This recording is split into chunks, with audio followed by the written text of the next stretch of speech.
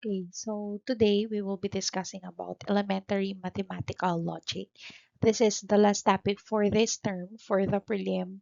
And then after this, meron po tayong activity may papasagot na ko sa inyo. Konti lang naman yon to be submitted sa iLearnU. Then next week, exam na po. Okay, so now let us start. So first, what is logic muna? Logic is the basis of all mathematical statements and arguments. So, logic is para lang siyang statement sa English, para lang siyang para siyang uh, sentence, para lang siyang sentence sa English. Pero sabi nga, it is the basis of all mathematical statements and arguments. Logic is usually or commonly used in AIs, system specifications, computer science, and allied fields. So, yun po yung mga karaniwan na gamit niya. Proposition. Proposition is a declarative sentence that is either true or false but not both. Proposition is the most basic term na dapat alam natin when it comes to logic. According to the definition, proposition is a declarative sentence. So, dapat declarative po siya. Pasalaysay. Proposition cannot be a question. It cannot be an imperative sentence. Hindi pwedeng ah, pangungusap na padamdam, kung ano man tawag sa English doon. Again, it should be declarative. Pasalaysay. That is either true or false. Dahil nga pasalaysay siya, it just states an information, we can determine whether that statement is true or false. It is only either true or false, but not both. Walang declarative sentence na true na at the same time false pa. Kapag nangyari yon, hindi siya proposition. Okay, the truth or falsity of a statement is called its truth value. So when we say, or if you are asked to state the truth value of a proposition, the only thing you have to answer is that, or is it true or is it false? So yun lang yung isasagot natin. Pag tinatanong sa atin yung truth value, true or false lang. If the statement or if the proposition is true, edi true. Kung mali yung statement or mali yung proposition, edi false. Letters are commonly used to denote propositional variables such as P, Q, R, and S. So just like sa mga equations na ginagawa natin sa math, na karaniwan ang ginagamit natin X and Y, sa propositions, sa logic, we usually use the variables P and Q. Sila yung magka-partner. Minsan R and S. But again, we can use any other variables. Pero the most common variable na ginagamit sa proposition sa logic are P, Q, R, and S. Okay, so example tayo. Example number 1, let us consider the following propositions. Lapasan is one of the barangays in Cagayan de Oro City. Now let us determine whether it is true or false. So try natin So this statement, Lapasan is one of the barangays in Cagayan de Oro City is true. True siya. Barangay talaga siya sa Cagayan de Oro City. So it is a proposition and it is a true proposition. Number 2, green is a primary color. True or false? Okay, it is a proposition and it is false because green is not a primary color. Secondary siya. Secondary kasi green is pinaghalong blue at yellow. So hindi siya primary, siya ay secondary color. So it is false. Number 3, 3 plus 1 is equal to 4. So alam naman natin yan, 3 plus 1 is equal to 4 talaga. So it is true. Next, number 4, 3 plus 3 equals 9. 3 plus 3 equals 6, hindi 9. So this is false. Okay, example number 2, i-determine naman natin if the following sentences are propositions or not. Okay, number 1, answer this correctly. Is it a proposition or not? Answer this correctly. Okay, so according to the definition, sabi nga natin kanina, a proposition should be a declarative sentence. Declarative sentence, pasalaysay. This statement Answer this correctly. Pasalaysay ba siya? Or declarative sentence ba siya? The answer is no. Hindi siya declarative sentence because it is an imperative sentence. Pautos. Ano po? Pautos siya. Answer this correctly. Sagutan mo to ng tama. So, inuutusan ka. It is not stating an information, but instead, it is commanding you to do something. So, this is not a proposition. Okay? Because it is not a declarative sentence.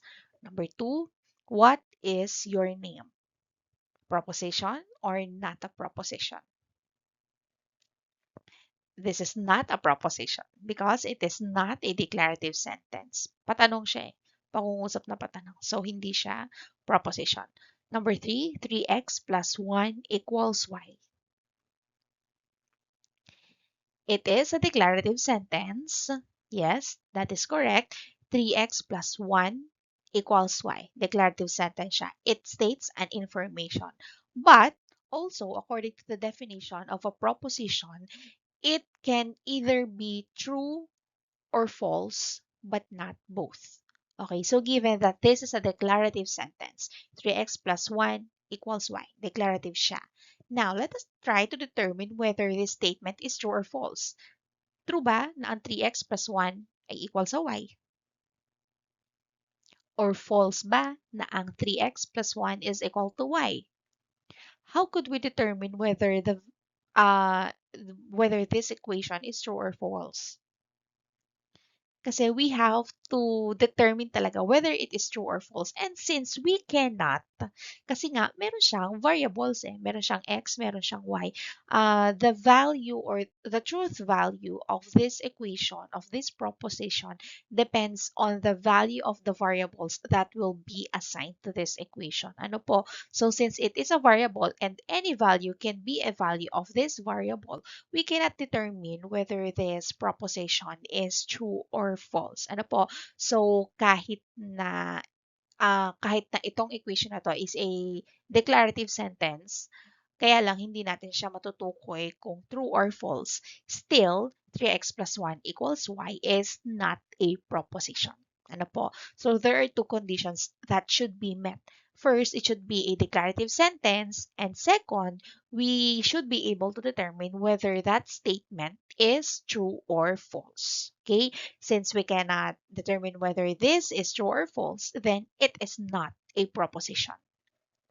Number 4, x squared is greater than 10. Again, is it a proposition or not a proposition?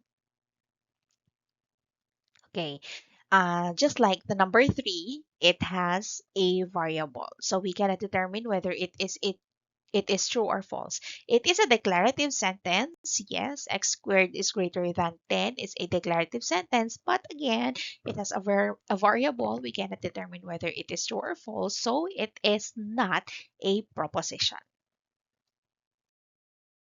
Okay, now let us try to determine whether each of the following sentences is a proposition or not. Katulad nung kanina. If it is a proposition, then let us give its truth value, kung true or false siya. Number 1, the sum of two odd numbers is even.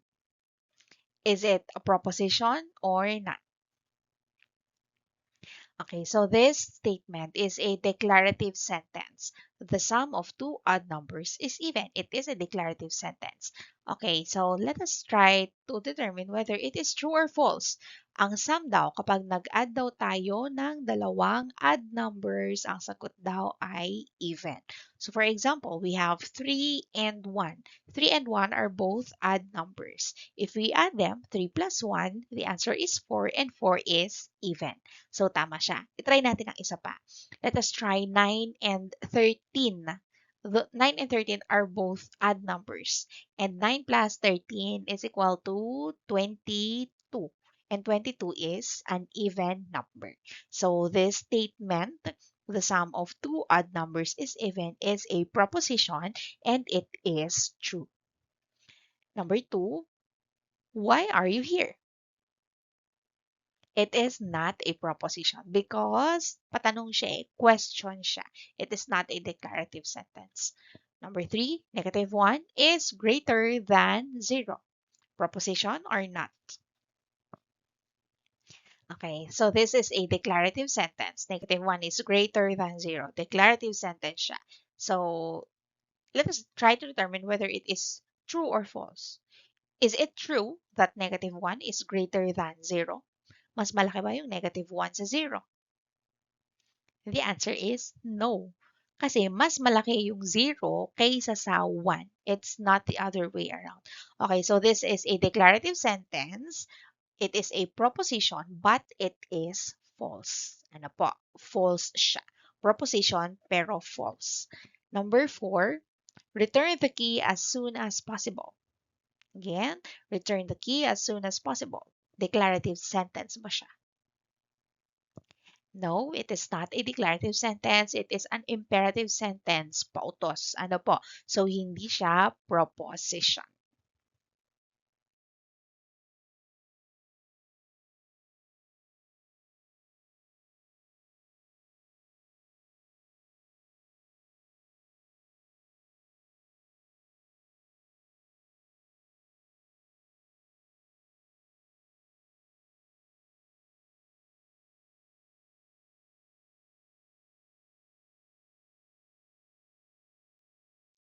So, next are the basic logical operators. Ano yung basic logical operators?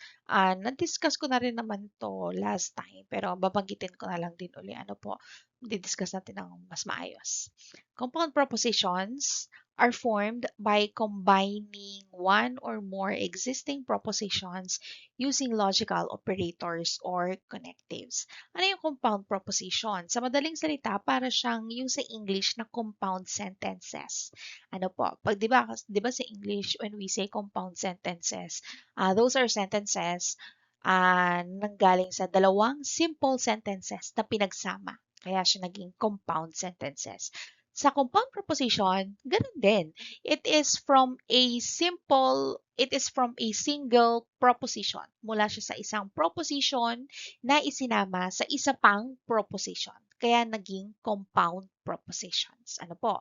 Now, how do we combine those propositions para maging compound sila? That is where we use the logical operators. Ano po? We use operators para mapagsama natin yung dalawang propositions to make it compound. What are the operators? Ito po yung operators natin. So, the first operator is negation. This is the symbol for negation. Ayan, yung parang uod na yan. How do we read that? Ang basa po dyan ay not P. Not P. Next operator is conjunction. This is the symbol for conjunction. It is read as P and Q. Next is disjunction. This is the symbol for disjunction naman. It is read as or. P or Q. P or Q. Biconditional. Ito yung symbol ng biconditional. It is read as if P, then Q. If P, then Q. If and then statement siya. And lastly, biconditional. This is the symbol for biconditional compound propositions, which is read as P, if and only if Q. Ano po? So, to make you understand better, iisa-isahin natin itong limang ito. Ano po? So, now let us start with negation. Okay, so first is negation. For example, if we have this proposition, P, proposition, it is sunny today. It is a declarative sentence. Ano po? So, proposition siya. Maybe ngayon, false siya kasi maulan. Ano po? Maulan ngayon eh, kaya false siya. Pero malay nyo bukas, umaraw, so magiging true na siya. So, again, it is a proposition. Ano po? Proposition siya. It is sunny today. If we are asked to get the negation of the proposition P, ibig sabihin, kukunin natin yung kabaligtaran niya. Kaya nga siya negation eh. From the root word negate, natin siya. I-kokontrahin natin siya. So, sabi sa proposition, it is sunny today. Kukunin natin yung kabaligtaran niya, edi, it is not sunny today. Ano po? Yun lang naman siya. It is not sunny today. Hindi natin pwedeng ilagay na lalagay nyo, it is rainy today. Hindi pwede yon. Ano po, kailangan kung ano yung word na ginamit doon sa original na proposition, yun lang din yung gagamitin ninyo kapag nagne-negate tayo or kapag ginagamit natin yung ibang logical operators. Hindi tayo pwedeng mag-add ng other words na hindi nabanggit doon sa original na proposition. Okay. Again, it is sunny today. Pag pinakuha sa atin ang negation niya, ito siya. Di ba, baliktarin natin, kukontrahin natin itong statement na to. It is not the case that it is sunny today. So, hindi daw mainit ngayon. Ah, or, pwede rin namang, it is not sunny today. Okay? Another example, statement Q or proposition Q states that 8 is an even number. 8 is an even number. So, kukunin natin yung negation niya, pwede nating sabihin, it is not the case that 8 is an even number. Pwede rin namang, 8 is not an even number. Ganito lang, simple lang. Ano po? 8 is an even number. Kinontra, 8 is not an even number. Negation. Ano po? That is negation. Okay, so next is conjunction. When we say conjunction, pagsasamahin natin siya, pagdudutungin natin yung dalawang proposition. So the first proposition that we have here is, it is sunny today. Second proposition, proposition Q, I need to go to work. So we have two propositions. Gagamitin natin siya ng conjunction, pagsasamahin natin siya. Diba? Conjunction is read as and. And, A-N-D. So, pagsasamahin natin siya. It is sunny today and I need to go to work. Ito po yan. Ano? So, ginamitan siya ng and. It is sunny today and I need to go to work. Okay? Example number 2. 3 is a prime number. 3 is a prime number. Second proposition. 8 is an even number. 8 is an even number. Pag pinakuha sa atin ang conjunction, edi pagsasamahin natin. Ganito po ano? And. So, magiging 3 is a prime number and 8 is an even number. Pinagsama. Okay? Conjunction. This symbol is for conjunction, which is read as and. Okay? Disjunction. First statement, it is sunny today. Yun uli. Tapos, second statement, I need to go to work. When we say disjunction, yan naman yung or. Okay? So, ang disjunction ng dalawang proposition ay, it is sunny today or I need to go to work. Again, it is sunny today or I need to go to work. So, pinagsama natin yung dalawang proposition by using a logical operator or disjunction. Okay? I know this statement does not make sense na ano, it is sunny today or I need to go to work. It doesn't make sense. Ano, pero hindi natin kinukuha kung yung hindi natin papakialaman kung yung statement makes sense or not, or is it true or is it false. Ano po? Let's just focus muna sa pag-operate ng mga logical propositions. Ano po? Para lang makita natin kung paano ba ginagamit yung mga logical operators. Hayaan muna natin yung ano, yung parang ano sinasabi ng sentence na to, ano. Hayaan muna natin 'yan. Ano, wag muna 'yon. Mamaya tayo doon. Kasi meron tayong kahiwalay na topic for that. Another example, 3 is a prime number. Second proposition, 8 is an even number. Pag pinakuha ang disjunction, gamitan uli natin ang or. 3 is a prime number or 8 is an even number. 3 is a prime number or 8 is an even number. That is disjunction. Next is conditional statements. So the first statement uli ay it is sunny today. Second proposition, I need to go to work. When we say conditional statements, yan po yung if and then statements. So if it is sunny today, then I need to go to work. Again, if and then. Ito po yung symbol niya.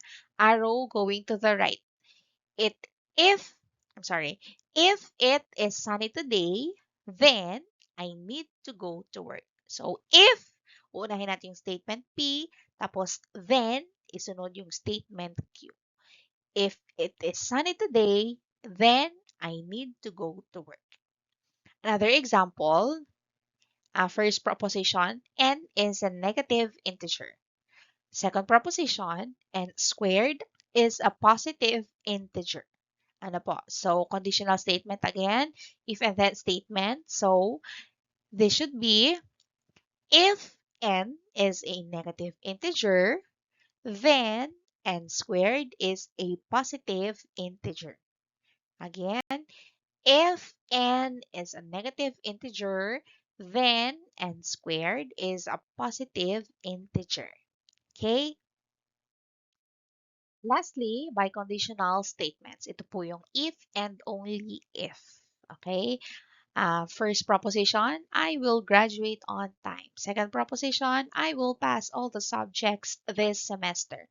So, pag pinakuha sa atin ang biconditional statements, pagsamahin natin siya using if and only if. This is the symbol for biconditional statements. So, I will graduate on time if and only if I will pass all the subjects this semester. Ano bang ibig sabihin ng if and only if? Ano po?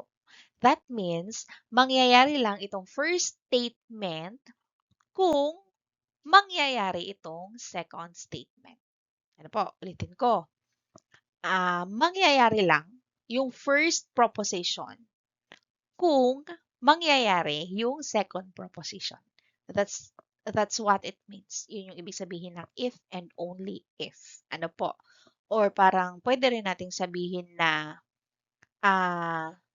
dapat mangyari muna yung second proposition para mangyari yung first proposition. Ano po?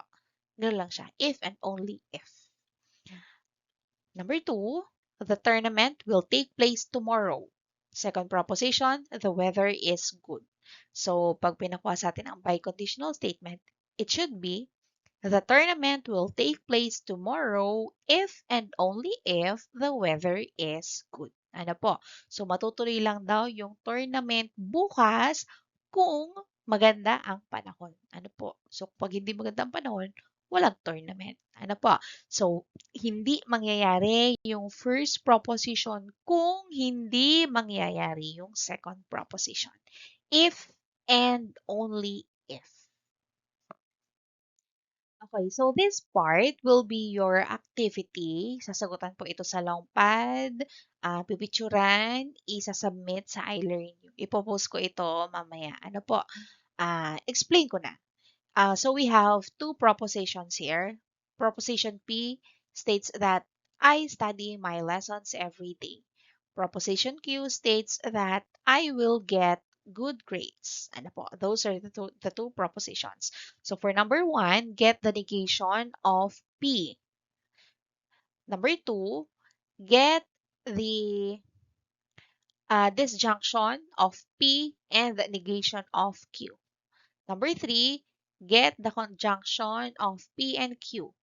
Number 4, get the conditional statement for the negation of P and negation of Q. Then lastly, number 5, get the biconditional statement of Q given P. Ano po? So, 1 to 5 yan. 2 points each po ha. So, 10 points po yan. Okay? Again, sa long pad, isusulat ang sagot, picturean ng maayos, i-upload sa iLearn. Okay, the truth value of a compound proposition depends on the truth value of its components and it is summarized below. Ano ibig sabihin nito? Ang truth value daw, malalaman daw natin kung ang isang compound proposition ay true or false. Nakadepende daw ang truth value ng isang compound sentence sa kanyang mga components. Ano po? 'Di ba ang compound sentence ay nanggaling sa dalawang simple sentence na pinagsama natin using logical operations. So, yung buong truth value ng buong compound sentence ay nakadepende sa truth value nung dalawang propositions na pinagsama natin. And it is summarized in the table below. Ayan. Paano natin siya maiintindihan? Ganito po ha. P is the first proposition. Q is the second proposition. Ano po? Di ba? Ang P, itong symbol na to ay negation ng P, not P. Negation ng P, kabaligtaran ng P. So, if our first proposition is true, syempre, yung negation ng P ay false. Kasi nga, kabaligtaran siya di ba? Negation. False siya. If the first proposition is false, then yung negation niya ay true. Ano po? Dito naman tayo sa conjunction. Kung ang P natin, yung first proposition natin ay true, tapos yung second proposition natin ay true din, then yung conjunction nung dalawang propositions ay true. Ganun din, kapag yung first proposition natin is true, the second proposition is false, then yung conjunction nilang dalawa ay false. If the first proposition is false and the second proposition is true, then the conjunction of these two propositions is false. Lastly, if both the two propositions are false, yung conjunction niya ay false din. Ano po? So, ganyan ang ibig sabihin nila. Huwag kayong malilito. Sa disjunction naman, ganun din. Kung true pareho yung proposition, ang disjunction niya ay true. Kung true yung una, false yung ikalawa, ang disjunction ay true. Kung false yung una, true yung ikalawa, true yung kanilang disjunction. Kung parehong false yung dalawang proposition, yung disjunction niya, false din. Ganon din dito sa conditional statement. Ano po? Conditional statement. Kung pareho silang true, yung conditional statement niya ay true din. Kung yung una ay true, yung ikalawa ay false, yung conditional statement niya ay false. Kung yung una ay false, yung ikalawa ay true, then the conditional statement is true. Kung pareho silang false, yung conditional statement naman ay true. Okay, lastly, dito tayo sa biconditional statement. Kung parehong true, then yung biconditional statement, true din. Kung true yung una, false yung ikalawa, then yung biconditional statement ay false. Kung false yung una, true yung ikalawa, then false yung biconditional statement. Kung parehong false, edi yung biconditional statement ay true. Ano po? So, kailangan matandaan nyo itong table na ito. Kasi ito yung pinakang basic. Kailangan alam natin yan kasi magfo-form tayo ng other truth tables and gagamitin natin ito. Ano po? Kasi ito yung magiging basis natin. And that is for the next slide. We will fill a truth table. Okay, so paano natin, itry natin na i-fill itong mga blank spaces dito. Okay? So, given naman dito muna tayo sa first row. Ano po? So, given na ang first proposition natin is true, second proposition is also true. Now, let us try to get the negation of the negation itong sa column na ito. Negation. So, kabaligtaran. So, kung ang Q natin, Q tayo ha, Q. Kung ang Q ay true, syempre, yung negation niya, kabaligtaran niya ay magiging false. Ano po? Lagay ko false. Kung ito ay true, yung negation niya ay, kung ito ay false, yung negation niya ay true. Kung ito ay true, magiging false ang negation. Ito naman ay false, so yung negation niya ay true.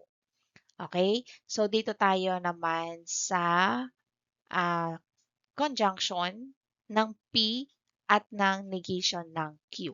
Ano po? So, paano natin siya gagawin? So, since siya ay conjunction, kailangan natin yung conjunction table. Ano po? Lalagay ko na lang dito. Kapag siya ay true, pag true, sa conjunction table ay true. Kapag true, false, siya ay false. Kapag false, true, siya ay false din. Kapag false, false, ang conjunction ay false din. Ano po? So, yun lang naman. Tandaan lang natin yan. Gagamitin kasi natin yan. For conjunction yan ha. Yan po yung nandun sa previous slide kung mababalikan ninyo. Ano po? Ito yung value ng P, ito yung value ng Q, tapos ito yung kanilang conjunction. Okay? So, gagamitin natin siya. P, conjunction ng negation ng Q. So, ito siya. Itong first column at saka itong third column. Ano po? Again, P conjunction ng negation ng Q. So, gagamitin natin itong P, yun yung nasa first column, at saka yung negation ng Q, yung nandito sa third column. Para magkaroon tayo ng sagot dito. Iko-conjunct natin sila. Okay, so first, kunin muna natin yung P. P dito sa una ay true. Lagay natin. Lagay ko lang ha, true. Hindi pa ito yung sagot. True, yung P. Iko-conjunct natin siya doon sa negation ng Q. Ang negation ng Q ay false. Ito siya, false. So kapag true at false, true yung una, false yung ikalawa, dito sa conjunction table natin, true yung una, false yung ikalawa. Sa conjunction table natin, ang true, false, ang sagot niya ay false. Ano po? So, ibig sabihin, ito ay false. Ay, ba't yellow? Ito ay false. Okay? False siya. So, next, PQ. Ito naman, true. Ang P naman natin ay true. So, ito siya, true. Iko-conjunct natin siya sa negation ng Q, which is also true. So, true, true. Punta tayo dito sa table. Ang true, true ay true pa rin. So, ilagay natin ng true. Then, next na P natin ay F. F, false siya. Iko-conjunct natin sa negation ng Q. Ang negation ng Q ay F din. So, kapag parehong false, according dito sa table, yung kanyang conjunction ay false pa rin. So, F. Lastly, ito ay F, yung P natin. Iko-conjunct natin siya sa negation ng Q, which is true. So, false yung una, true yung ikalawa. False yung una, true yung ikalawa. The answer is false. Ano po? So, this is F. So, now we have this fourth column. So, okay na tayo. Burahin ko lang ha.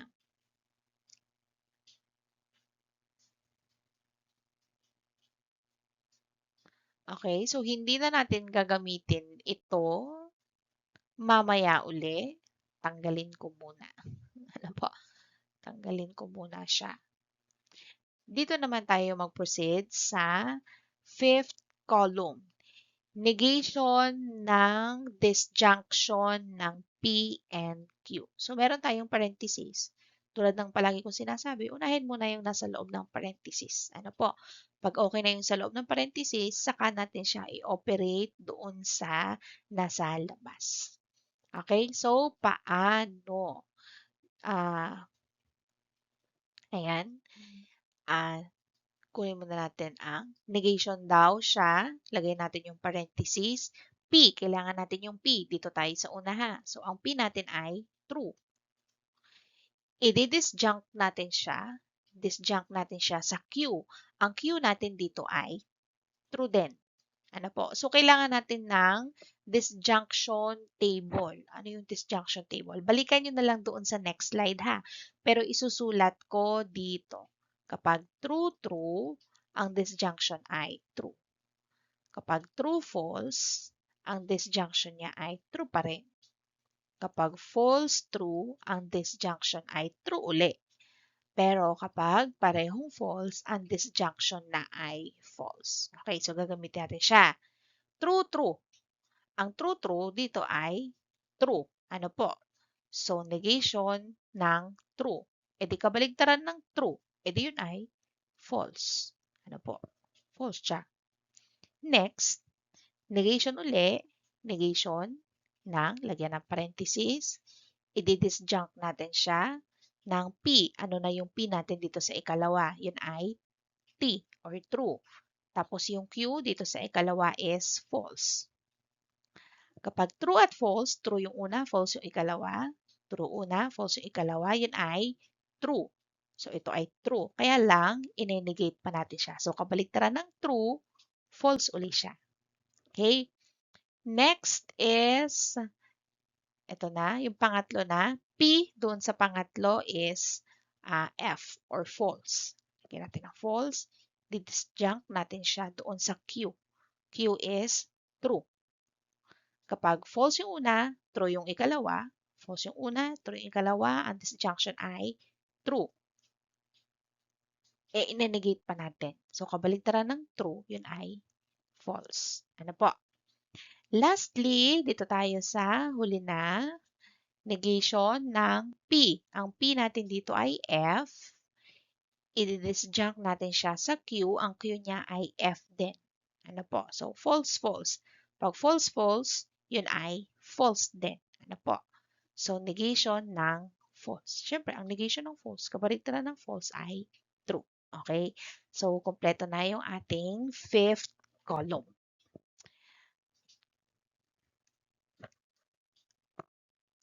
Okay, so next na natin itong column na to. So marami tayong operation dito kung makikita nyo. I-disjunct natin siya, disjunction, tapos meron pang conditional statement, tapos i-negate pa natin siya. Ano po? So, bukod sa disjunction table na nandito na sa gilid, kailangan din natin nung table ng conditional statements. Susulat ko dito. Okay, so ito na yung kanyang truth table ha. Nilagay ko na dito sa baba. Ito yung table natin for conditional statement. Ito naman yung table for conjunction. Ay, disjunction. Sorry. Sorry. Disjunction. Ano po? Pwede niyong balikan itong dalawa dun sa previous slide. Yan lang din naman yun. Kinopia ko lang. Ano po? So, dito tayo sa itaas. Dito tayo sa first column. So, ininegate natin. Kuha muna tayo ng negation ng kailangan natin yung Q. Ang Q natin dito ay true. True. Conditional statement, ayun naman, lagyan natin parenthesis. Kailangan natin ng P. P is true. Tapos, i-conjunct natin siya sa Q. Ang Q ay true. Ano po? So, i-simplify natin. Sa conjunction, disjunction. So, sa disjunction, kapag true-true, disjunction, kapag dalawang true, yun ay true. So, itong nasa loob ng parenthesis ay magiging true. Iko-conditional statement natin siya sa true din. Ano po? Ay, sorry, sa negation ng T. So, ang negation ng T muna ay, syempre, kabaligtaran ng true ay false. Conditional statement niya sa true. So, kapag false yung una, true yung ikalawa, dito sa table, false yung una, true yung ikalawa, yun ay true. Ano po? So, ito ay true. Yan. Tapos, burahin ko lang ulit. Next is, dito na sa ikalawa. Again, negation ng Q. Ang Q natin dito ay false. Conditional statement niya, parenthesis, mag-disjunct tayo. We need the value of P. P is true. Then we also need the value of Q. Q is false. So dito muna tayo sa disjunction. Titingnan natin sa table. 3 at 3. True yung una, false yung ikalawa. True, false. So the answer is true. So true siya. Ano po? Next, simplify natin itong negation ng F. Kabaligtaran ng F, syempre yun ay T. Now, gagamitin natin yung sa implies or yung sa conditional statement. Kapag dalawang true, check natin dito, dalawang true, ang sagot ay true pa din. Ano po? So, ito ay T. Next. Okay, so next, dito na tayo sa ikatlo. Again, negation ng Q. Q is true. Tapos, conditional statement. Lagyan ng parenthesis. Magdi-disjunct ulit tayo. We need P. P is F. False. Then, Q is, again, true. So, isimplify muna natin itong disjunction. False yung una, true yung ikalawa. Tingin tayo dito. False yung una, true yung ikalawa. The answer is true. So, ito ay true. I-conditional statement natin siya sa negation ng T. Ang negation ng T ay F. Ano? So, ito na. Tingin tayo sa table. False yung una, true yung ikalawa. False yung una, true yung ikalawa. The answer is true. So, this is true. Next, last na, number pang-apat na, negation ng Q. negation ng Q natin ay F, conditional statement, parenthesis, magdi-disjunct ulit tayo. We need P. P is F, and Q is also F. So, tingin tayo dito sa table, dalawang F. Pag dalawang F, ang sagot ay F din. So, F. Negation ng F, i-simplify muna natin, yun ay true. Tapos, tingin tayo sa table ng conditional statement. True yung una, false yung ikalawa. True yung una, false yung ikalawa. The answer is false. Ano po? So, F ito. Okay, so tapos na tayo sa column na yan. Proceed naman tayo sa kasunod. Okay, so para dito sa last column, makikita natin na marami din siyang operations. Ano po? So una muna, sa loob ng parentheses, magko-conjunction tayo sa negation ng second proposition. Tapos yung sagot dito, iba-by conditional statement pa natin. So kailangan natin yung truth table for conjunction at by conditional statement. Lalagay ko dito sa baba. Okay, so ito na sa baba yung mga yung mga truth table na gagamitin natin. Ito na sa first column yung ating conjunction. Ito naman sa second column yung biconditional statement. Ano po? So sagutan na natin. We need block tayo. Kailangan natin yung P. So parentheses, we need P, and P here is true. True siya. Conjunction natin siya sa negation ng Q. So, kabaliktaran ng Q. Ito yun eh. Negation ng Q is false. Close parenthesis. Biconditional statement. Biconditional statement sa Q. Ang Q natin ay true. So, true siya. Tingin tayo doon sa conjunction table ng true yung una, false yung ikalawa. Tingin tayo dito. True yung una, ito, false yung ikalawa. So, sa conjunction, siya ay false. So, ito ay false. Iba-by conditional statement natin siya sa true. So, dito naman tayo titingin sa kabila. False yung una, true yung ikalawa. Ito yon, false yung una, true yung ikalawa. The answer is false. So, this is F. Okay, next. Okay, so next is yan. Next, dito na tayo. P, kailangan uli natin ng P dito na sa second row. That is true. Kukonjunct natin siya sa negation ng Q. Ang negation ng Q ay true din. Lagyan natin ng parenthesis. Ibabay conditional natin siya sa Q. Ang Q natin ay false. Okay, so dito muna tayo sa loob ng parenthesis. Conjunction, dalawang true. Dalawang true, ito yon, ang conjunction niya ay true din. True, biconditional statement natin siya sa false. True yung una, false yung ikalawa. True yung una, false yung ikalawa. Ang biconditional niya ay false din. Ano po? So, this is F. Next. Okay, so next, parenthesis uli, we need P. P is F. Conjunction natin siya sa negation ng Q. Negation ng Q is F. Close parenthesis. Biconditional statement to the second proposition Q, which is true. Sa parenthesis muna tayo. Conjunction, false, false. False, false ng conjunction is also false. So, this is F.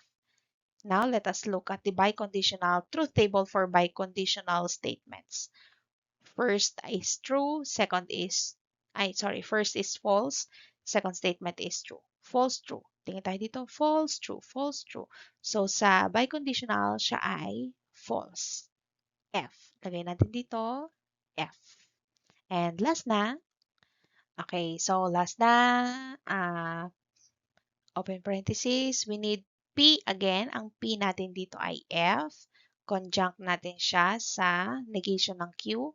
Negation of Q is true. Close parenthesis. Biconditional statement. We need Q. Q is false. Yan. Sa loob ng parenthesis ay conjunction. First yung false yung una, true yung ikalawa. False, true. Ito yon, false, true. Sa conjunction, siya ay false. This is false. Biconditional statement natin siya sa false din. So, false, false. False, false. Ang biconditional ay true. T. So, this is T. And now, tapos na tayo. Tapos na, na-fill na natin yung truth table. So, that is how we filled a truth table para sa mga propositions for compound sentences. Okay, now let us proceed with tautology, contradiction, and contingency.